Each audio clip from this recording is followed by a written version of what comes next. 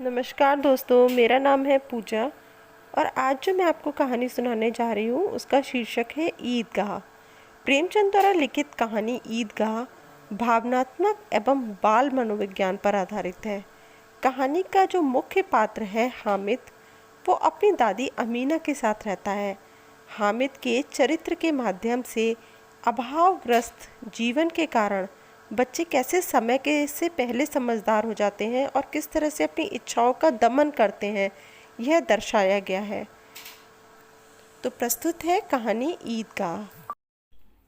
रमज़ान के पूरे 30 रोज़ों के बाद ईद आई है। कितना मनोहर, कितना सुहावना प्रभाव है। वृक्षों पर अजीब हरियाली है, खेतों में कुछ अजीब रौनक है, आसमान पर कुछ अजीब लालिमा है। आज का सूर्य देखो, कितना प्यारा, कितना शीतल है, यानी संसार को ईद की बधाई दे रहा है।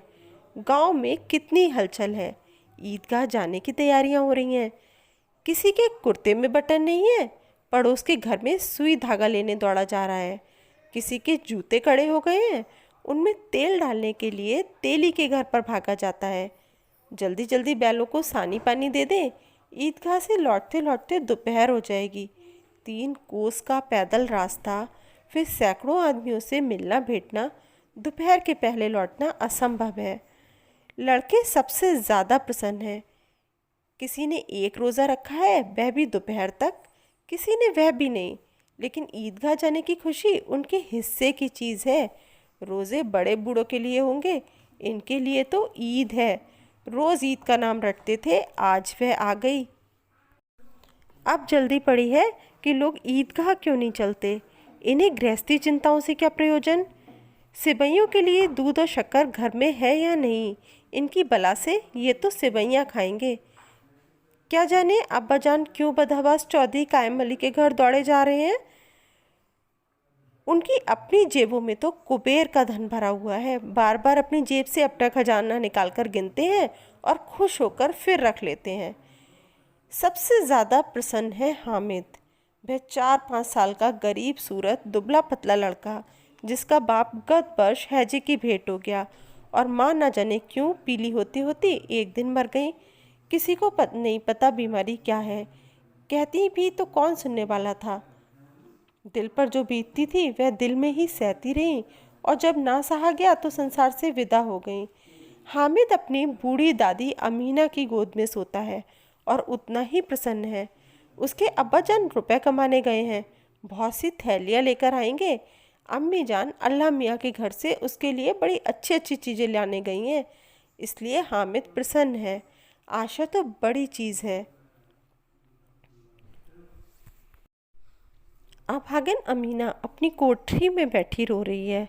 आज ईद का दिन, उसके घर में दाना नहीं। आज आबिद होता तो क्या इसी तरह ईद आती और चली जाती। हामिद भीतर जाकर दादी से कहता है, तुम डरना नहीं अम्मा, मैं सबसे पहले आऊँगा, बिल्कुल न डरना। अमीना का दिल कचोट रहा है। गांव के बच्चे अपने अपने बाप के साथ जा रहे हैं। हामिद का बाप अमीना के सिवा और कौन है। उसे कैसे अकेले मिले जाने दें। कहीं भीड़ भाड़ में बच्चा खो जाए तो क्या होगा। नन्ही सी जान, 3 कोस कैसे चलेगा। पैर में छाले पड़ जाएंगे, जूते भी तो नहीं है। वह होती तो थोड़ी थोड़ी दूर पर उसे गोद में ले लेती, लेकिन यहाँ सेवैयाँ कौन पकाएगा। गांव से मेला चला और बच्चों के साथ हामिद भी जा रहा है। कभी सबके साथ दौड़कर आगे निकल जाते, फिर किसी पेड़ के नीचे खड़े होकर साथ वालों का इंतज़ार करते। ये लोग इतना धीरे धीरे क्यों चल रहे हैं। हामिद के पैरों में जैसे पर लग गए। वह कभी थक सकता है। बड़ी बड़ी इमारतें आने लगीं। यह अदालत है, यह कॉलेज है, यह क्लब घर है। आगे चले, हलवाइयों की दुकानें शुरू हुई। आज खूब सजी हुई थीं। इतनी मिठाई कौन खाता। देखो ना, एक एक दुकानों पर मनो होंगी।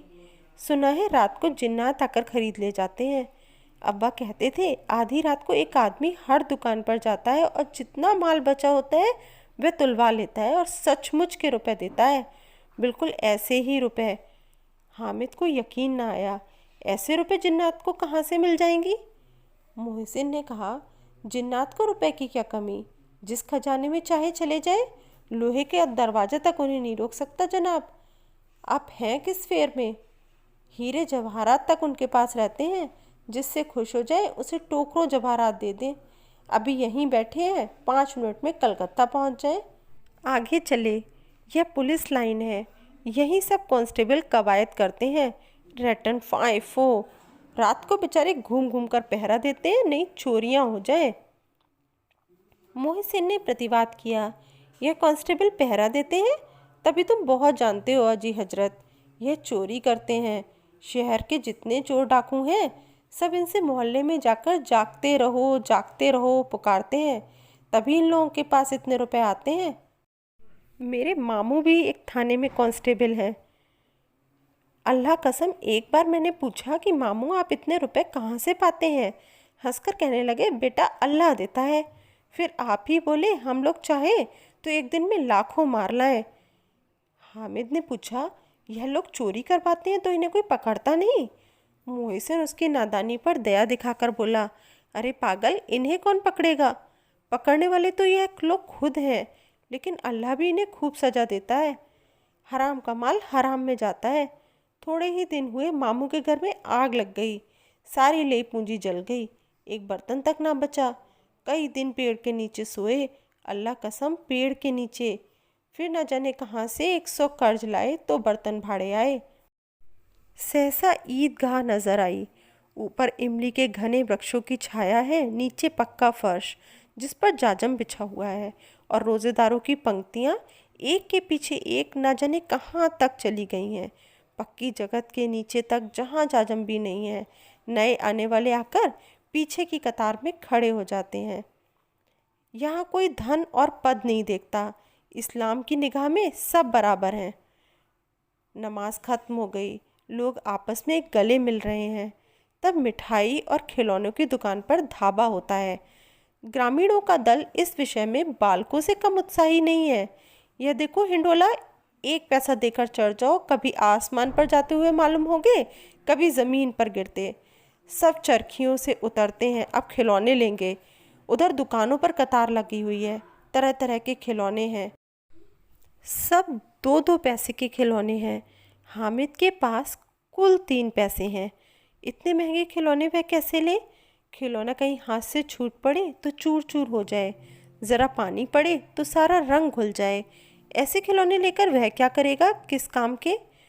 मोहसिन कहता है, मेरा भिश्ती रोज़ पानी दे जाएगा सांझ सवेरे। महमूद, और मेरा सिपाही घर का पहरा देगा। कोई चोर आएगा तो फौरन बंदूक से फायर कर देगा। नूरे, और मेरा वकील खूब मुकदमा लड़ेगा। सम्मी, और मेरी धोबन रोज कपड़े धोएगी। हामिद खिलौनों की निंदा करता है, मिट्टी ही के तो है, गिरे तो चकनाचूर हो जाए। लेकिन ललचाई हुई आंखों से खिलौनों को देख रहा है और चाहता है कि ज़रा देर के लिए उन्हें हाथ में ले सकता। उसके हाथ अनायास ही लपकते हैं, लेकिन लड़के इतने त्यागी नहीं होते, विशेषकर जब अभी नया शौक है। हामिद ललचता रह जाता है। खिलौने के बाद मिठाइयाँ आती हैं। किसी ने रेवड़ियाँ ली, किसी ने गुलाब जामुन और किसी ने सोहन हलवा। मज़े से खा रहे हैं। हामिद बिरादरी से पृथक है। अभागे के पास 3 पैसे हैं, क्यों नहीं कुछ लेकर खाता? ललचाई आंखों से सब ओर देखता है। मोहसिन कहता है, हामिद रेवड़ी ले जा, कितनी खुशबूदार है।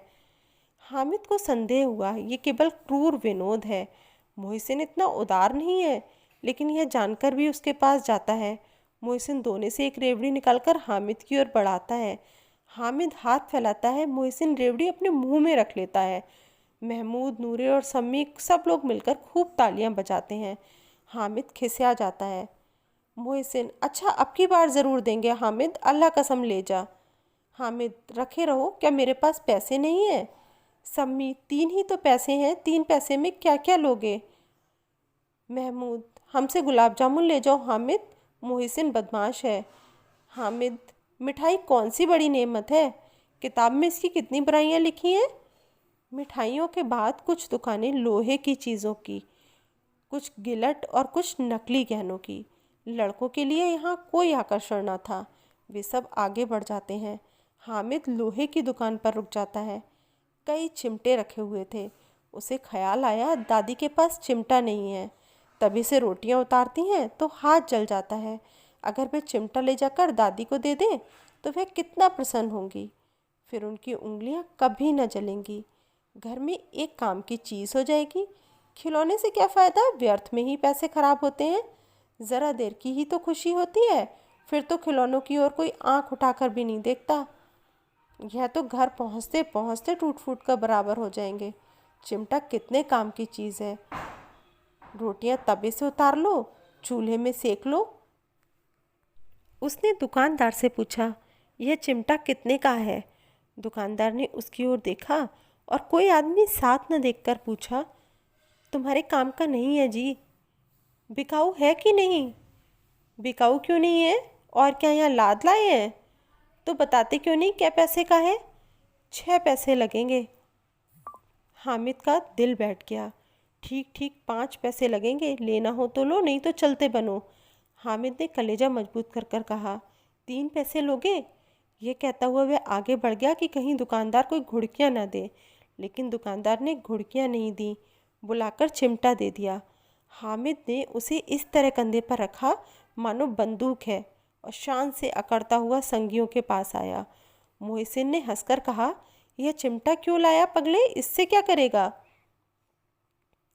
हामिद ने चिमटे को ज़मीन पर पटक कर कहा, ज़रा अपना भिश्ती ज़मीन पर गिरा दो, सारी पसलियाँ चूर चूर हो जाए।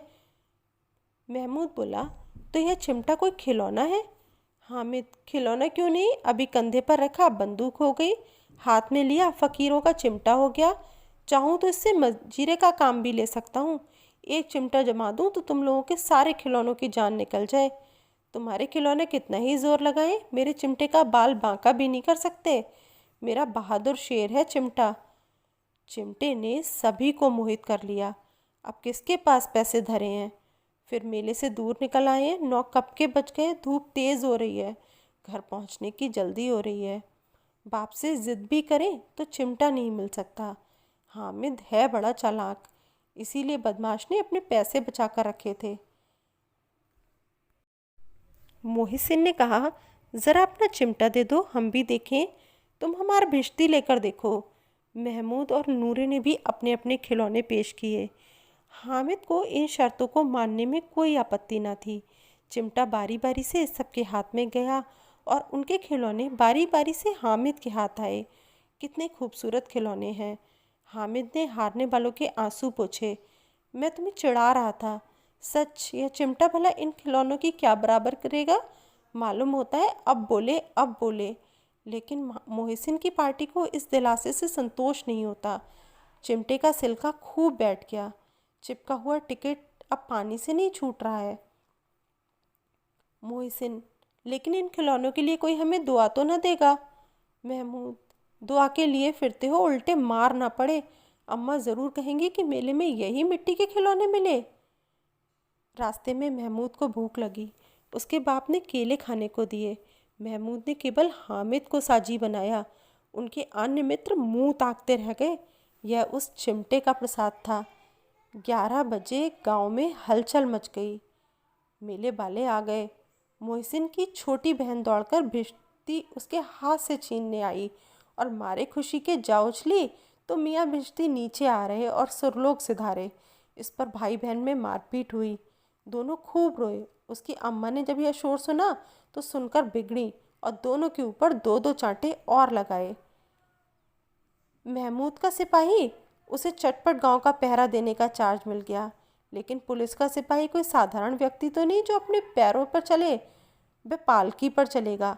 एक टोकरी आई, उसमें लाल रंग के कुछ फटे पुराने चिथड़े बिछाए गए जिसमें सिपाही साहब आराम से लेटे। नूरे ने यह टोकरी उठाई, अपने द्वार का चक्कर लगाने लगे। उनके दोनों छोटे भाई सिपाही की तरह छोने वाले जागते रहो पुकारते चले, मगर रात तो अंधेरी होनी चाहिए। नूरे को ठोकर लग जाती, टोकरी उसके हाथ से छूटकर गिर पड़ती है और मियाँ सिपाही अपनी बंदूक लिए ज़मीन पर आ जाते हैं और उनकी एक टांग में विकार आ जाता है। अब मियाँ हामिद का हाल सुनिए। अमीना उसकी आवाज़ सुनते ही दौड़ी और उसे गोद में उठाकर प्यार करने लगी। सहसा उसके हाथ में चिमटा देखकर वह चौंकी। यह चिमटा कहाँ था? मैंने मोल लिया है। क्या पैसे में? 3 पैसे में। अमीना ने छाती पीट ली। कैसा बेसमझ लड़का है कि दोपहर हुआ, ना कुछ खाया ना पिया, लाया क्या चिमटा। सारे मेले में तुझे और कोई चीज़ ना मिली जो है लोहे का चिमटा उठा लाया। हामिद ने अपराधी भाव से कहा, तुम्हारी उंगलियां तवे से जल जाती थीं, इसीलिए मैंने इसे लिया। बुढ़िया का क्रोध तुरंत स्नेह में बदल गया, और स्नेह भी वह नहीं जो प्रगल्भ होता है और अपनी सारी कसक शब्दों में बिखेर देता है। यह मूक स्नेह था, खूब ठोस रस और स्वाद से भरा हुआ। बच्चे में कितना सद्भाव और कितना विवेक है। दूसरों को खिलौने लेते और मिठाई खाते देखकर इसका मन कितना ललचाया होगा, कितना जब्त इसने कैसे किया होगा। वहाँ भी इसे अपनी बुढ़िया दादी की याद बनी रही। अमीना का मन गदगद हो गया।